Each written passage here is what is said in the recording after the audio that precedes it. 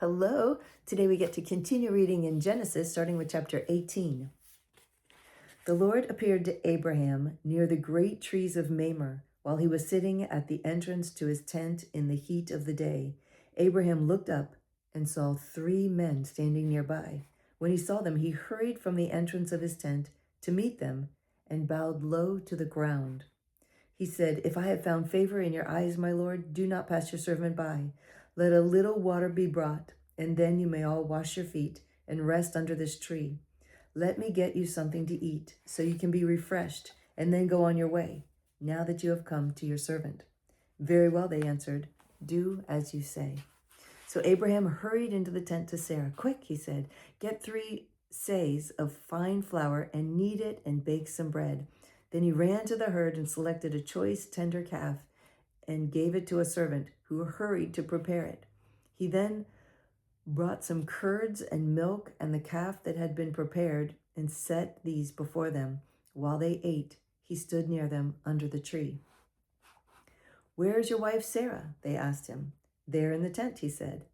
Then the Lord said, "I will surely return to you about this time next year, and Sarah, your wife, will have a son."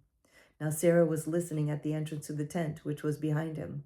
Abraham and Sarah were already old and well advanced in years, and Sarah was past the age of childbearing. So Sarah laughed to herself as she thought, "After I am worn out and my master is old, will I now have this pleasure?" Then the Lord said to Abraham, "Why did Sarah laugh and say, 'Will I really have a child now that I am old?' Is anything too hard for the Lord?" "I will return to you at the appointed time next year, and Sarah will have a son." Wow. That is the scripture of the day right there. Is anything too hard for the Lord? And that's in Genesis 18. Sarah was afraid, so she lied and said, "I did not laugh." But he said, "Yes, you did laugh." Can't lie to God. That doesn't work. When the men got up to leave, they looked down towards Sodom, and Abraham walked along with them to see them on their way. Then the Lord said, "Shall I hide from Abraham what I am about to do?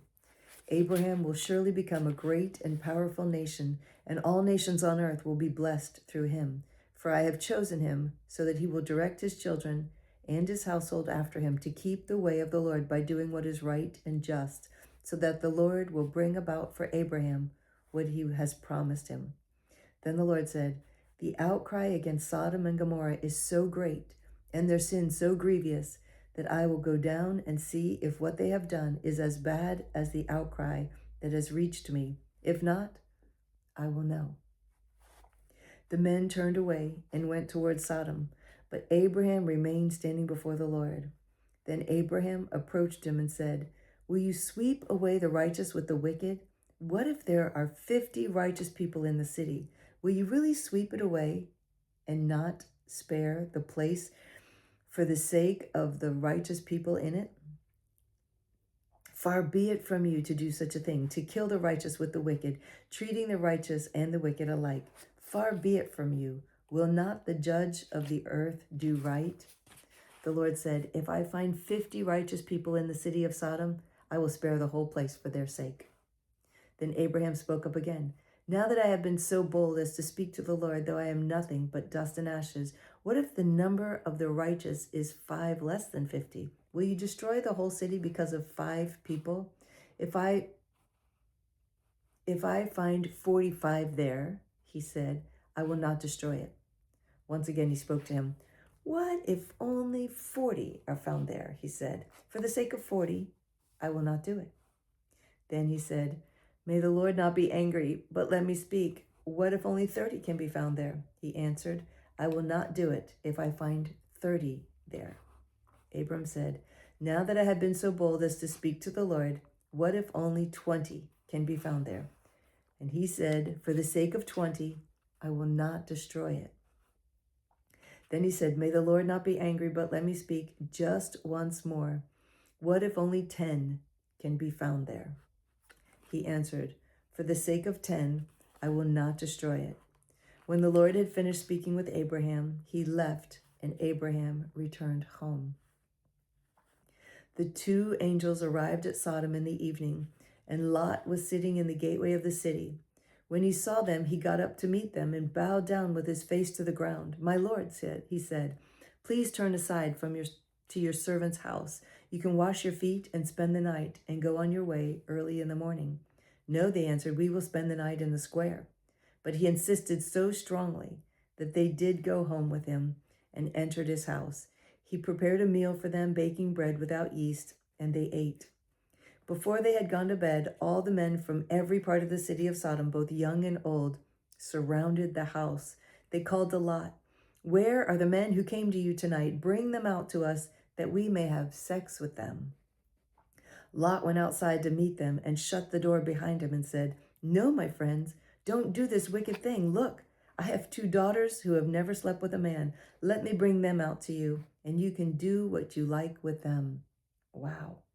"But don't do anything to these men, for they have come under the protection of my roof." "Get out of our way," they replied, and they said, "This fellow came here as an alien, and now he wants to play the judge. We'll treat you worse than them." They kept bringing pressure on Lot and moved toward to break down the door. But the men inside reached out, pulled Lot back into the house, and shut the door. Then they struck the men who were at the door of the house, young and old. Then they struck the men who were at the door of the house, young and old, with blindness, so they could not find the door. The 2 men said to Lot, "Do you have anyone else here, sons-in-law, sons or daughters, or anyone else in the city who belongs to you? Get them out of here, because we are going to destroy this place. The outcry to the Lord against its people is so great that he has sent us to destroy it." Wow.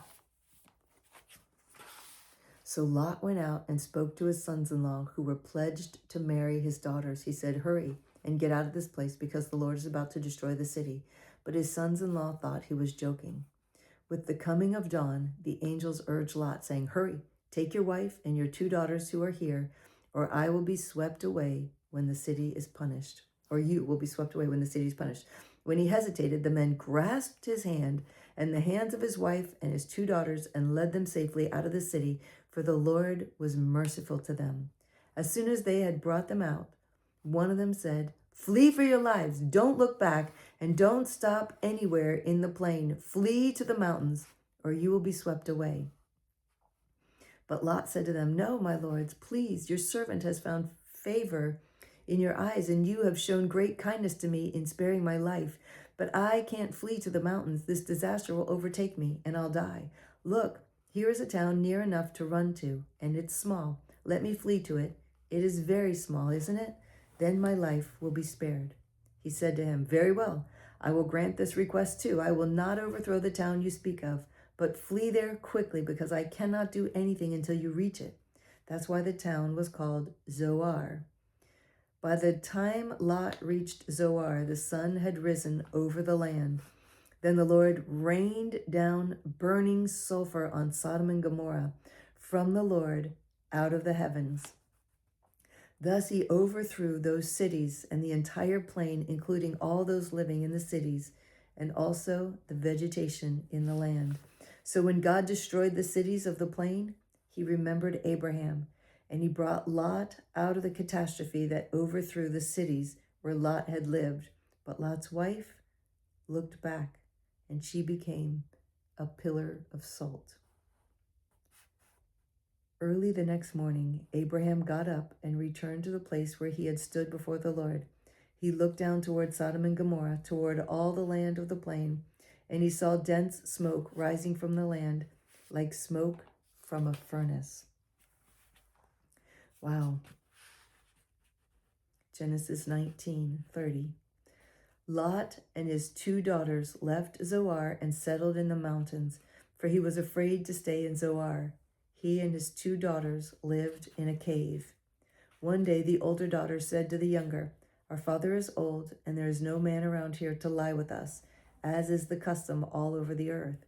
Let's get our father drunk with wine, and then lie with him and preserve our family line through our father." That night they got their father to drink wine, and the older daughter went in and lay with him. He was not aware of it when she lay down or when she got up. The next day, the older daughter said to the younger, "Last night I lay with my father. Let's get him drunk with wine again tonight, and you go in and lie with him so we can preserve our family line through our father." So they got their father to drink wine that night also, and the younger daughter went and lay with him again. He was not aware of it when she lay down or when she got up. So both of Lot's daughters became pregnant by their father. The older daughter had a son, and she named him Moab. He is the father of the Moabites today. The younger daughter also had a son, and she named him Ben-Ami. He is the father of the Ammonites of today. Wow. Oh, that's just so sad. That's sad. So that's all the reading for today. Yeah, it's sad. Poor choices. All right. Well, thank you for joining me today. It's always a pleasure to read with you. I love you so much.